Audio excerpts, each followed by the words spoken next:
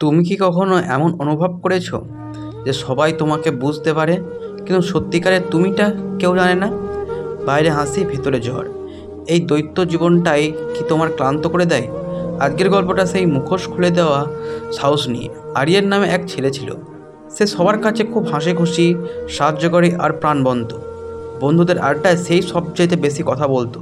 বাড়িতে বাবা মার সামনে সব ঠিক আছে বলতো, কিন্তু রাতে আলো নিভে গেলে সে চুপচাপ ছাদের দিকে তাকিয়ে থাকতো। আর ভেতরে জমেছিল অপূর্ণ স্বপ্ন, নিজের উপর রাগ আর এক অদ্ভুত শূন্যতা। সে ভাবতো, আমি যদি সত্যিটা বলি মানুষ কি আমাকে দুর্বল ভাববে? তাই সে চুপ থাকতো। একদিন কলেজে প্রেজেন্টেশনের সময় হঠাৎ তার কণ্ঠ কেঁপে গেল। একদিনের চেপে রাখা চাপ যেন এক মুহূর্তে বেরিয়ে আসতে চাইছিল। সে কোনোভাবে শেষ করলো, কিন্তু ভেতরে ভেঙে পড়ল। সেদিন বিকালে সে একা লাইব্রেরিতে বসেছিল। তার প্রিয় বাংলা সাহিত্যের ম্যাডাম এসে পাশে বসলেন। কিছু না জিজ্ঞেস করেই বললেন, সবসময় শক্ত থাকার ভান করাও এক ধরনের ক্লান্তি। আরিয়ান অবাক হলো। ম্যাডাম ধীরে বললেন, মানুষ ভাবছে তুমি শক্ত, কিন্তু তুমি নিজেকে মানুষ ভাবতেই ভুলে যাচ্ছ। দুর্বল হওয়া মানুষের স্বাভাবিক অংশ। সেই কথাগুলো তার ভেতরে জমে থাকা বরফের ফাটল ধরালো। সে প্রথমবার নিজের এক বন্ধুকে মেসেজ করলো, লিখলো, আমি ভালো নেই। আশ্চর্যভাবে উত্তর এলো, আমি আছি। সেই ছোট্ট স্বীকারোক্তি তার জীবনের মোড় ঘুরিয়ে দিল।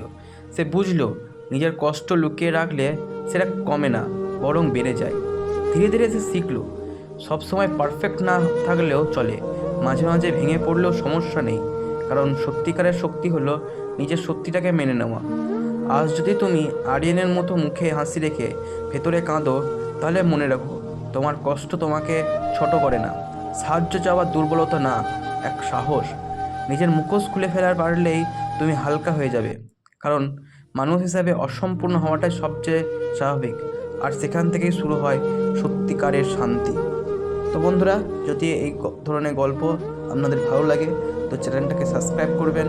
আর যদি চান বন্ধুদের সঙ্গে শেয়ার করতে, অবশ্যই এই ধরনের গল্প নিজের বন্ধু বান্ধবের কাছে শেয়ার করে আমাকে এই ধরনের আরও ভিডিও বানাতে উৎসাহিত করো। দেখা হচ্ছে পরবর্তী ভিডিওতে।